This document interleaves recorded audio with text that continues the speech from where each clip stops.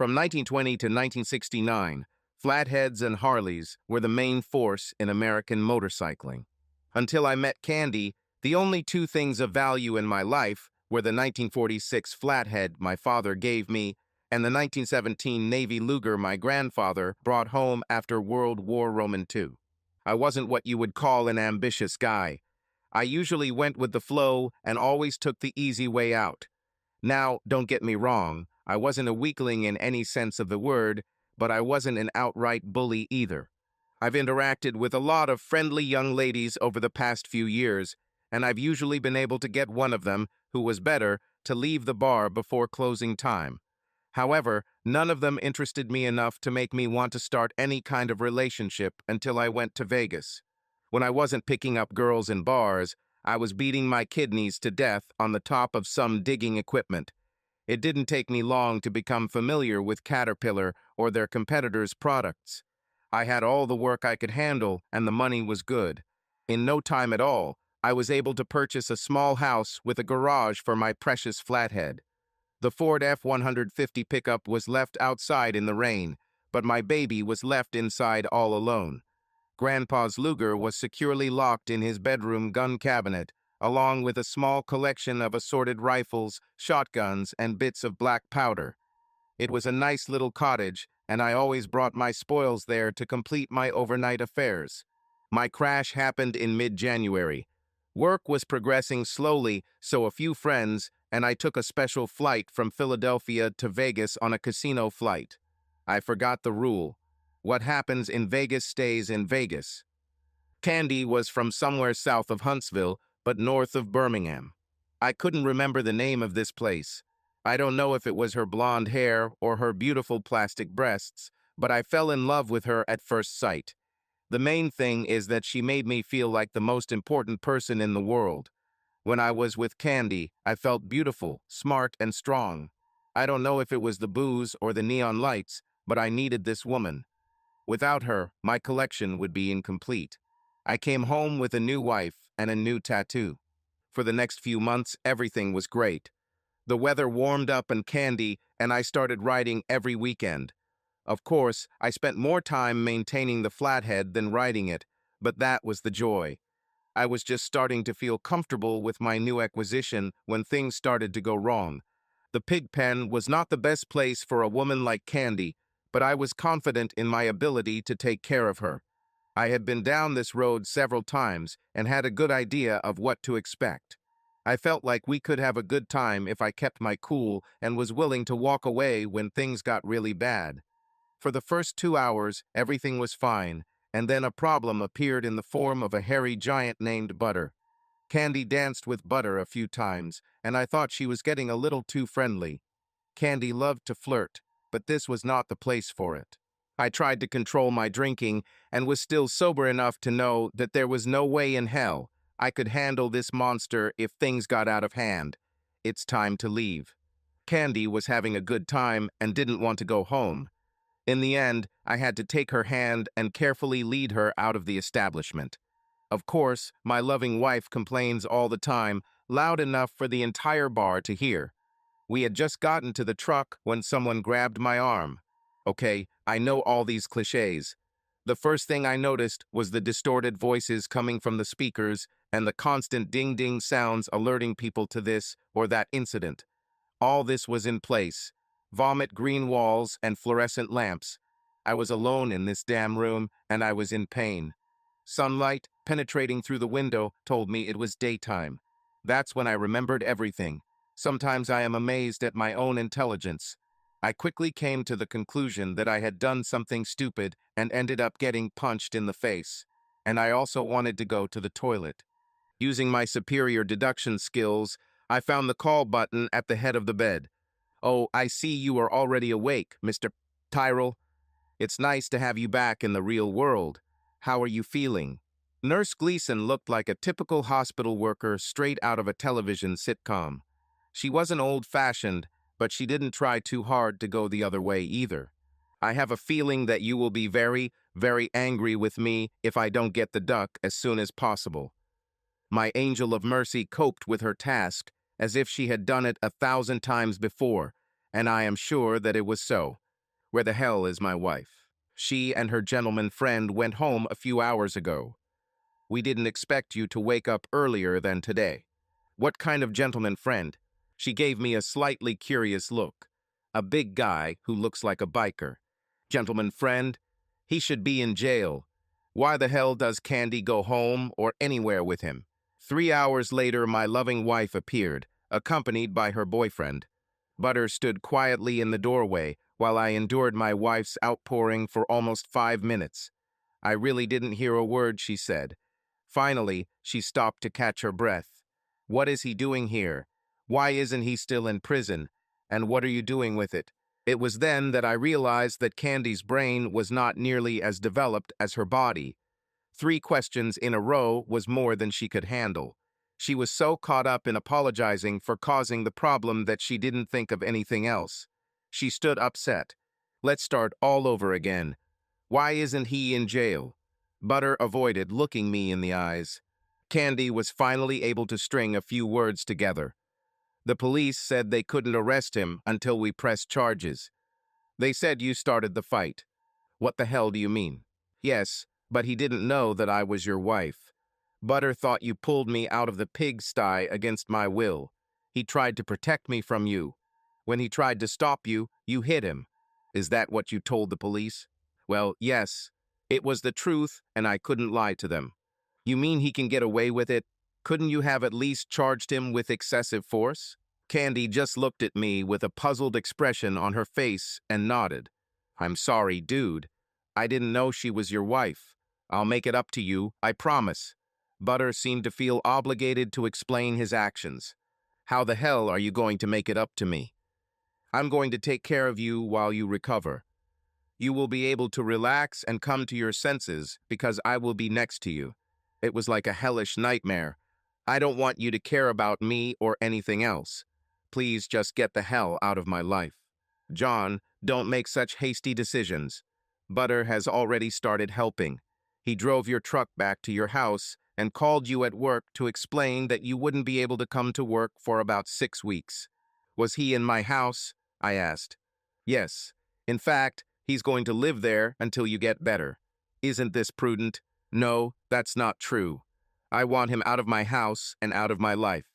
Well, from that point on, everything seemed to go downhill. I was discharged from the hospital, but I was bedridden for at least 2 weeks and spent a month at home.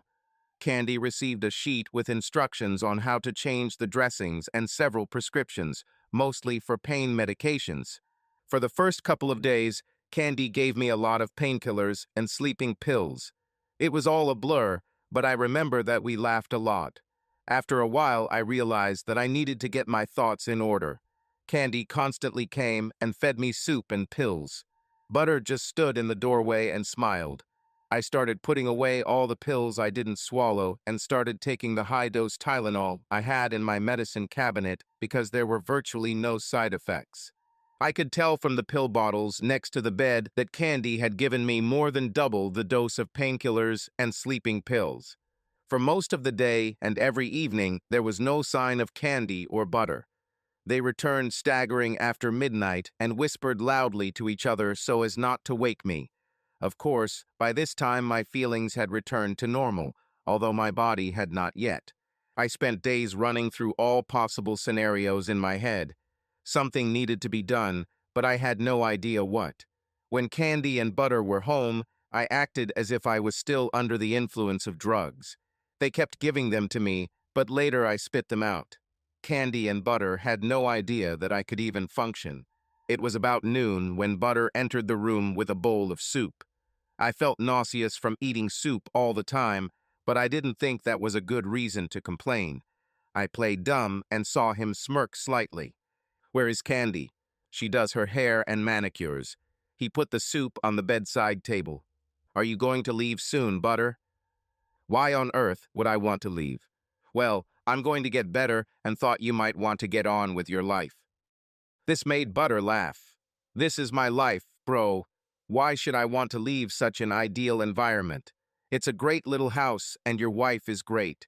The limit on your credit cards is incredible. I can go out with a beautiful woman every evening, and you pay for it all. If you think I'm going to give this up, You're out of your mind. What are you going to do when I feel better? Who said you'll get better? Eat your damn soup, weakling. Oh, by the way, Candy and I are going to Hershey's tomorrow for the bike show. We'll ride that cute little flathead you keep in the garage. Don't worry, I'll treat him right. He chuckled to himself as he left the room. This finally determined my decision. It's time to do something. Some time later, I heard his huge diesel truck with dual wheels driving away, what I assumed was to pick up my loving wife. I staggered out of bed and took the key to the gun cabinet. It was a wasted effort because the lock on the cabinet was broken. The situation was getting worse. The weapon disappeared, even powder guns. The worst thing was the absence of my precious Luger. All I had left were a few boxes of ammunition and 2 cans of black powder. Did they hide them from me or sell them? My trousers were hanging over the back of the chair. It's been over a week since I left the hospital, and she still hasn't washed them. I took out my wallet and started looking for my credit cards. Of course, they were all gone, as was my driver's license. Today, everything was going wrong. I went back to bed, finished my soup, and took a couple of Tylenols. I waited for Candy to bring me dinner. You don't look well, dear. What's happened? I don't think I'm getting better. I feel tired and nauseous all the time. Don't worry, John. Everything will be fine. Just keep taking your medications. There were 4 tablets on the food tray. You look beautiful. Have you done your hair? Yes, I'm glad you noticed. Butter is taking me to the pigsty tonight, and we'll go to Hershey's tomorrow. Should I bring you anything? No, do not need anything. We sat in silence for several minutes while I ate. Candy? Yes, John. What happened to my weapon? Oh, you noticed. Sorry, honey, but we ran into problems and had to sell them. What's the problem? Butter's truck had a transmission failure, and the mechanic agreed to take cash only. I know you don't approve of cash advances on credit cards, so we thought the best thing to do would be to sell the guns. You didn't use it anyway. Damn it, Candy. That Luger cost more than Butter's entire truck. Don't tell me you sold it. It wasn't worth as much as you thought, John. We took it to a guy named Tinfoot who knows all about guns and stuff. He said that it was so old that you couldn't even find cartridges for it. We were lucky to get $200. $200? It cost at least 10 times that amount. Oh, John, grow up. It was just an old gun. I'll buy you another one. Why are we paying to repair his truck? Because he's trying his best to help you. It's not his fault that you got hurt. What do you mean? He's the one who did it. You hit him first, John. Remember this. She seemed a little upset with me. Take your pills. Butter and I might be late tonight. Fridays are usually fun. Candy returned a couple of hours later to pick up the dinner tray. I didn't move. As far as she could tell, I fell asleep for the night. She was deliberately quiet so as not to wake me. 10 minutes later, the diesel engine drove off towards the pig pen.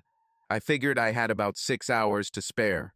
By that time, I already knew which direction I should move and how much pressure I could withstand while remaining functional. It didn't matter because what needed to be done had to be done. I spent the first 30 minutes gathering all the necessary tools and parts. By the time I returned to the bedroom, I was completely exhausted. The beer helped calm me down a bit, but I was still nervous. I took a couple of sleeping pills and dozed off. The pills, like the beer, worked great. I woke up to the familiar sound of the engine starting and the sun's rays peeking through the window. I breathed a sigh of relief. Butter didn't turn on the flathead's headlights. Hobbled to the window, and after watching my precious flathead carry away my wife and enemy, hopefully for the last time, I decided to relieve myself. For some strange reason, I felt much better than before. I spent the rest of the day in front of the TV. Nothing happened until sunset. I ran out of beer pretty quickly, but in any case, it was time to switch to coffee. I wrapped my casted leg in a plastic bag and stood in the hot shower for a long time. I put on sweatpants and ordered Chinese breakfast. I promised the delivery guy a $20 tip if he brought a 6-pack of cold beer. It was almost midnight when I think I fell asleep during the Steven Seagal movie marathon. Candy and butter never returned, and no one called or came to me all day. The next morning, I was awakened by continuous knocking on the door from two state police officers. "Mr. Tyrrell?" "Yes." "Are you Candace Tyrrell's husband?" he asked. "Yes." "Candy, there's someone here who wants to see you." There was no answer. "Yesterday, she went to Hershey's for a bike show. I expected her to return last night. I think she didn't come. Something happened." The two policemen looked at each other for a moment. They both reminded me of Marine drill sergeants. "I'm afraid your wife was seriously injured in an incident in the Hershey's parking lot." "How badly were you hurt? Was it an accident?" "You said incident." "Actually, sir, it was an accident. Your wife was riding a motorcycle with another man, and it exploded in the parking lot. The gentleman your wife was with died. Your wife suffered serious injuries and is being treated at the Hershey Burn Center. Fortunately, no one else was hurt." "How seriously is she injured?" "She'll be fine, won't she?" Patrolman number 1 just shook his head. "It was my motorcycle. Yesterday morning, when they left, it was working fine. What could cause a motorcycle in good condition to explode? We have assigned several people to look into this." "How well did you know Mr. Butterworth?" "Whom?" "Michael Butterworth. This is the man who was killed. He was with your wife. We met him just a few weeks ago. I didn't even know his real name. I knew him simply as Butter. Looks like Mr. Butterworth, there was a long line of enemies. There were many people who had a grudge against him. It will take some time to figure everything out. I would still like to know what condition my wife is in." "How seriously ill is she?" "At the moment, they are not sure whether she will survive or not." "Can she be transported?" "How can I see her in my condition? I showed them my leg. The best we can do is have someone contact you." Patrolman 1 was busy writing something down in a notepad. "Were any of you at the scene of the explosion?" "Yes, sir. We were both there." "I'm just wondering, what condition is the motorcycle in?" Patrolman 1 looked up from his clipboard. "The engine and transmission were intact, but everything else was scattered everywhere. Could you return the wreckage to me? For sentimental reasons, of course. I think this can be arranged. By the way, what's wrong with your leg?" The second policeman handed me a business card with his name and phone number. "Unpleasant little break. I've been housebound for 3 weeks now. If I hadn't broken my damn ankle, I'd be riding this bike." The two civil servants seemed satisfied with all the answers and stood up to leave. I don't think they were investigating anything, just notifying me of the incident. "Just curious, gentlemen, do any of you know an arms dealer named Tinfoot?" "Yes, he has a shop not far from Frada. Last year, we detained him for selling illegally modified AK-47 assault rifles. Are there any special reasons?" "No." Mr. Butterworth mentioned his name once. "Thanks for stopping by." Hidden in the depths of the freezer was an old lunch. I popped it in the microwave and made some new coffee. The first thing I needed to do tomorrow was make an appointment with the dentist.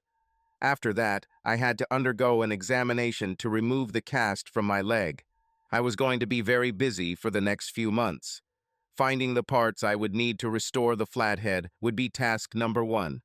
As soon as I'm in better shape, I'll go to Furtado talk to Mr. By-Tin Futon about my Luger. He won't be happy to see me. However, tomorrow I had to get in the truck and drive to Hershey's to see my loving wife. After a few phone calls, Butter's truck drove away, and I had $4,000 in my pocket. It wasn't much for a $20,000 truck, but the transaction went smoothly and without any questions asked. I ate out at the restaurant mainly because I wanted to make sure I could drive while wearing a cast. I was glad I chose the automatic transmission. The biggest problem was just getting in and out of the damn truck. This was the first time I cooked an entire batch of ribs myself. A healthy appetite must be a good sign. I had to wait until 9 o'clock the next morning to start making an appointment. I made a double appointment with the dentist the next morning and arranged for the cast to be removed that afternoon. It took me a full hour to alter a pair of good jeans so I could wear them over the cast. There was no way I was going to Hershey's wearing sweatpants. Candy didn't look good anymore. Mr. Pro-Tyrol, I am Dr. Dolot. I'm sorry about your wife's accident. I just stood there like an idiot and didn't say anything. Do you have any questions, Mr. De Tyrol? I think no. Will she even be able to talk to me? How soon will she come to her senses? The doctor took me by the hand and sat me down. She's conscious now, but she's being given a strong sedative. I'm sorry to tell you this, but we have no hope for her recovery. We can keep her alive with a life support system. We see no chance of her ever leaving the hospital. We don't know how long she'll be conscious, so if you want to talk to her, you'd better do it now. I'm not a stupid doctor. You're recommending that I take her off life support, right? Yes, this is the most humane thing to do, but I cannot make this decision. Only you can. Could you leave me alone with her for a few minutes? Certainly. Diardola left, and I was left alone with my wife. I slowly pulled back the plastic to see her. I could tell she sensed someone was there. Butter? Is that you, Butter? Say something, baby. These were not the words I had hoped to hear. She was still clinging to that damn hairy monkey. I had an overwhelming urge to say it to her face and gloat about the situation, but I restrained myself. Her breathing was labored and uneven. She seemed to be twitching strangely. Around this time, one of the nurses came in and looked at the monitors with concern. Dr. Dolet came back and asked me to leave the room. After a few moments, the doctor came out and shook his head. I'm very sorry, Mr. Tyrol, but there is no more hope. So, they turned off my wife's life support, and by the time I was done with all the paperwork, she was dead. The hospital arranged for her to be cremated. 3 days later, I received the death certificate and a small cardboard box containing her ashes. I was still receiving workers' compensation. They didn't want me to go back to work until I was fully recovered. Luckily, I insured the Flathead as a classic model. The insurance company refused to provide me with anything until the investigation into the explosion was completed. However, they delivered the remaining parts to me. Of course, it cost me over $1,000. I got rid of any evidence I might have left in the garage. I think a good investigator might have dug up something, but they didn't seem interested. There was no doubt that the motorcycle had been blown up by a bomb. Since they couldn't pin it on me, I was finally able to collect the money. All the motorcycle parts were laid out on the garage floor, similar to the photos seen after the crash. It took some time to inventory and evaluate. About 20% of the parts were missing, and about 50% of what I had was too damaged to be used. I had to assume the engine and transmission were intact, but I had my fingers crossed. Steam cleaning and testing showed that everything went satisfactorily. The frame was completely broken. I had to return to work in 2 weeks. All of Candy's things were collected and donated to the charitable foundation. For some reason, she left her purse at home when she went to the bike show. Her Alabama driver's license says she lived in a place called Bose. A map search showed it was about an hour south of Huntsville. Luckily, the new frame I needed was in Chattanooga.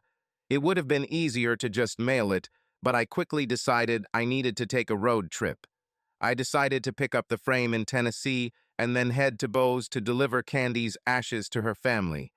Don't ask me why I wanted to do this because I don't have a good answer. Somehow, it just felt right to me. The next morning, things took a strange turn. Before I got ready to leave, the 2 friendly policemen showed up again. Are you going on a trip, Mr. Tyrol? This was not a good omen. I need to buy a new motorcycle frame in Tennessee. I'll only be gone for a few days.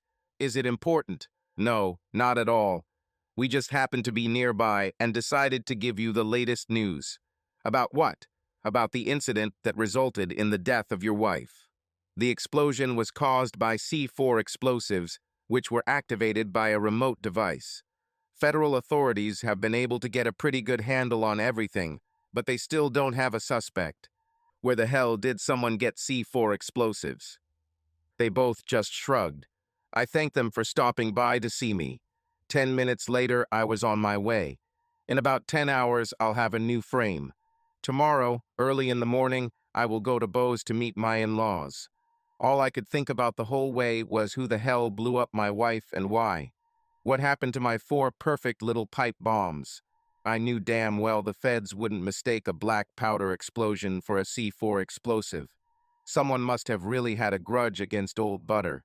I tried to mentally change the topic, but I kept coming back to the same thing. I finally convinced myself that whoever did this was after Butter and Candy was collateral damage. It was too big a coincidence to happen by chance. Someone must have planned this. It was a long trip. The drive through Virginia on Highway 81 seemed to take forever. Things started to clear up when I noticed the crystal billboards. There are actually no billboards in Virginia, but they do list food establishments on interstate highway exits. I think that's why I decided to go on a trip. I was wondering how many sliders a man could eat in 3 days. Maybe I'll find out. The flathead frame cost me almost $800, but it came with a nice VIN number. It's difficult to get a new registration without a good identification number. This would make repairs much easier. I left Chattanooga as soon as it got dark and didn't stop until I crossed the Alabama state line. I took the frame with me into the room. I didn't come all this way just to lose her in a motel parking lot. I had breakfast south of Huntsville. The navigator pinpointed the address listed on Candy's driver's license. For some strange reason, I kept her ashes on the seat next to me. I even found myself talking to her a few times. I had no plans and had no idea what I was going to do. I was humming Sweet Home Alabama when a house came into view. I was hoping for a house, but I was expecting a mobile home. As I got out of the truck, I picked up Candy. There was no one around, but the front door was open and a red Jeep was parked in the driveway. At least there wasn't a pit bull on the porch. No one opened the door, so I walked around the back of the house. She saw me before I saw her. "How can I help you, mister?" I didn't expect this. I found myself face to face with a tall, very pregnant, red-haired woman. Her hair was not red, but some kind of chestnut shade and went down below her shoulders. She was barefoot, wearing a t-shirt and overalls. She stopped hanging out the laundry and waited for an answer. "Is this Candy Selman's house?" "Yes, but she's not here. May I help you?" I didn't know how to approach the topic of her death. I stood there like an idiot and held the box of ashes in front of me. She didn't move, but just stood there with her hand on her hip. I couldn't tell from the look on her face whether she was unhappy or relieved. It was obvious that she recognized what the cardboard box was. As she looked at her, my mind began to wander. I kept playing the video for Redneck Woman in my head. It was like the music video came to life. I expected an ATV to appear over the hill behind the mobile home at any moment. My thoughts were interrupted by the hostess's voice. "What are you smiling at, mister? It's not funny. I'm sorry. I didn't want to take the situation lightly. Just seeing you reminded me of the Gretchen Wilson video." The red-haired beauty took a quick glance at herself. I saw a slight smile on her face as she answered, "Sorry. If I knew you were coming, I would have worn a bra." We stood in silence for several seconds. I think we were both a little embarrassed. She was the first to decide to break the ice. "Would you like to come in for coffee or something?" I simply nodded and followed her into the house. "Put it on the coffee table. I don't want this box on the table where we eat." One way or another, she guessed that Candy's ashes were in the box. I never told her about it, and she never asked. She placed a mug of coffee in front of me, but offered me no cream or sugar. It didn't matter because I don't use them anyway. "What's your name, mister, and how did you get Candy's remains?" "John Tyrrell. The crematorium didn't know what to do with her ashes, so I ended up taking them." "Well, Randy will be glad you brought him. By the way, where did you come from?" "Pennsylvania. Candy was in an accident near Hershey. This is the place where they make chocolate bars." I took a sip of coffee. It was almost espresso, but tasty. "Who is Randy?" "Randy is my brother, and he is also Candy's husband." The cough I suddenly made at this statement gave me away completely. "You didn't know she was married, did you?" "In no case." Another moment of awkward silence followed. With this new information, I had nothing to say. Her name was on the death certificate. Candy Tyrell. It was difficult for me to explain. Where is Randy now? How can I contact him? He'll be here in about an hour. You can make yourself more comfortable. By the way, my name is Rachel. Rachel Evans. Would you like more coffee or something stronger? Is there anything stronger? This made me laugh. Are you laughing at my coffee? Maybe a little bit. I think I'll like it over time. Wow. Are you planning to stay? I don't think Mr. Evans would approve. Well, that sounded like crap in a punch bowl. Rachel suddenly fell silent. She poured me more coffee and left the room without saying anything. It was easy to understand that any mention of her husband would not be received favorably. I sat silently with a cup of fresh coffee. I looked at Candy and mentally asked what I did wrong. Of course, I didn't receive an answer. A few minutes later, Rachel returned. She was wearing a loose flannel shirt and black maternity pants. Her hair was pulled back into a ponytail at the back of her head, and her bangs were swept straight in front, just above her eyes. I noticed that she was wearing very little makeup, which she didn't have before. This was better, but it wasn't really necessary. Since you're going to be here for a while, I thought I'd better put on a bra. I didn't want you to feel uncomfortable. Damn it, you're just trying to make me feel bad. I thought you looked good before you changed your clothes. Rachel poured herself more coffee and sat down next to me. Could you tell me how you met my wayward daughter-in-law? I would prefer not to do this. I'm a little uneasy about this whole situation right now. That's because you didn't know she was married, right? Perhaps so. If I had known, I wouldn't be here today. Rachel sighed sadly. If it weren't you, it would be someone else. This girl was on a path to destruction. I understand that you didn't like her. Oh, hell no. I loved Candy. We grew up together. I was delighted when she married my brother. I was her maid of honor. Candy and I were best friends. What was their marriage like? Heavy. It took her less than a year to start cheating on Randy. The problem was that he always found out about it. So that's why she left. Almost so. Where did you meet her? In Vegas. Oh shit. Doesn't sound very good. I thought about the whole situation and decided that I shouldn't linger here. Rachel, I appreciate your hospitality, but I have a long trip ahead of me to get home. I'm sorry I didn't get to meet Randy, but I'm sure you can explain everything to him for me. When I started to get up, I heard the voice of Candy's real husband. What should I explain? I didn't even notice him come through the door. Randy Evans wasn't much taller than me, but he was really wiry. It was immediately obvious that this was Rachel's brother. I didn't want to anger this man. Randy, this is Mr. Tyrell. He came by to take the leftovers to Candy. She nodded towards the box on the coffee table. Do you have fresh coffee? That was all she heard from her brother as he passed us both. I felt like I was in a bad movie. I didn't know whether to sit down or stay standing. What I really wanted was to get out the door. After filling his glass, Randy sank into the leather-deep chair that occupied the centerpiece of the room. Sorry about your bike, dude. Rachel set her cup down on the kitchen table. If you guys will excuse me, I need to hang up some laundry. She was able to understand the situation and decided that it was better to leave us alone.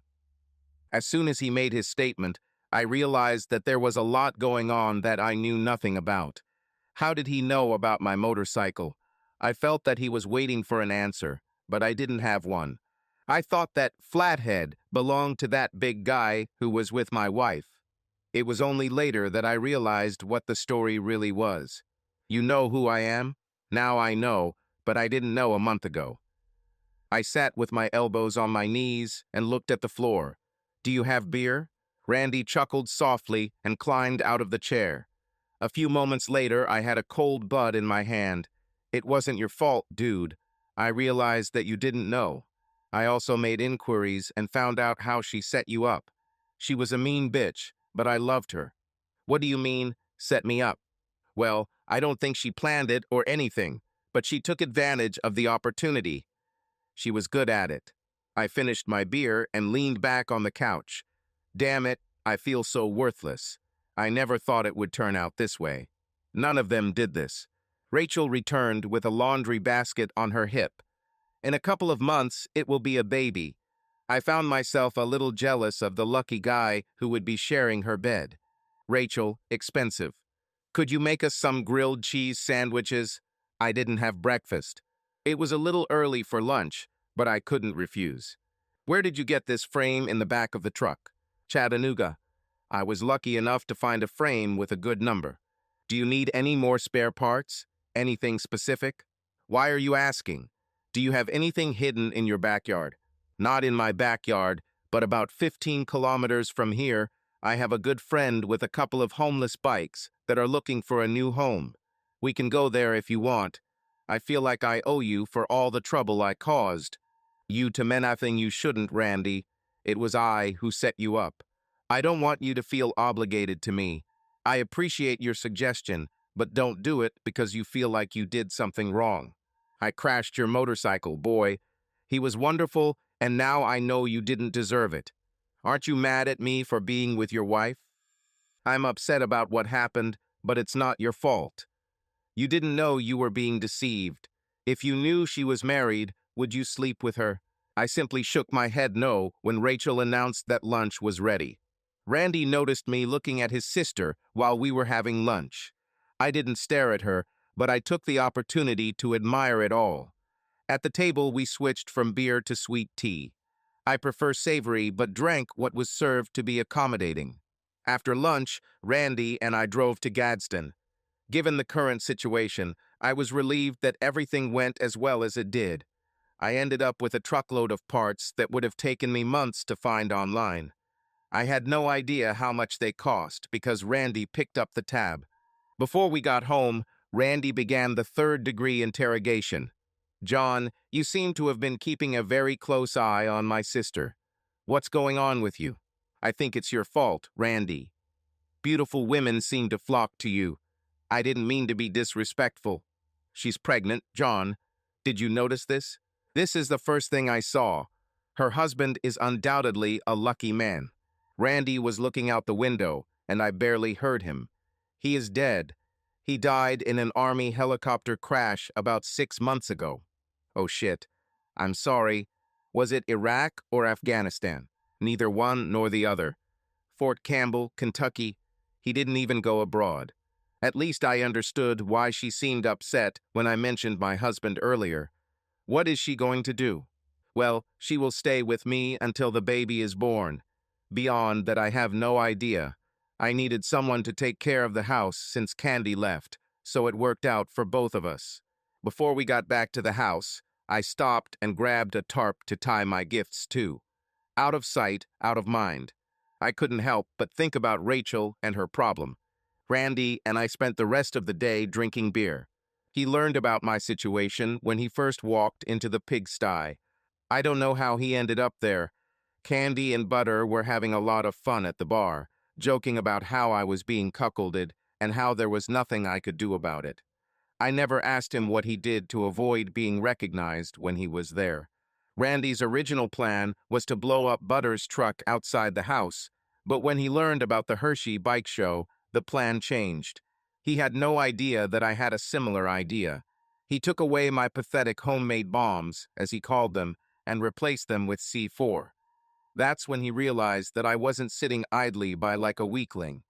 I have no idea how he tracked Candy down, and I didn't want to ask. I have no idea where or how he got the C4 and didn't want to ask. The less I knew, the better. Rachel went out several times to bring fresh beer and pick up empty bottles. She was absolutely delighted when I invited them to dinner. When we got back, it was late, and I ended up staying with Randy. In fact, I spent the next 3 nights at Randy's. The drive back to Pennsylvania was much more fun than the previous trip. The biggest challenge was stopping at all the rest stops along the way so Rachel could pee. I had no idea pregnant women had such small bladders. Less than 2 months later, Rachel gave birth to an adorable baby girl. Don't ask me why, but we named her Candy. Hopefully, I can get Flathead in order before she has her first birthday. I tried to get Randy to come and visit me, but he just laughed. I think he's avoiding Pennsylvania for some reason. Next week, I'm going to talk to Mr. By Tin Futon about my Luger.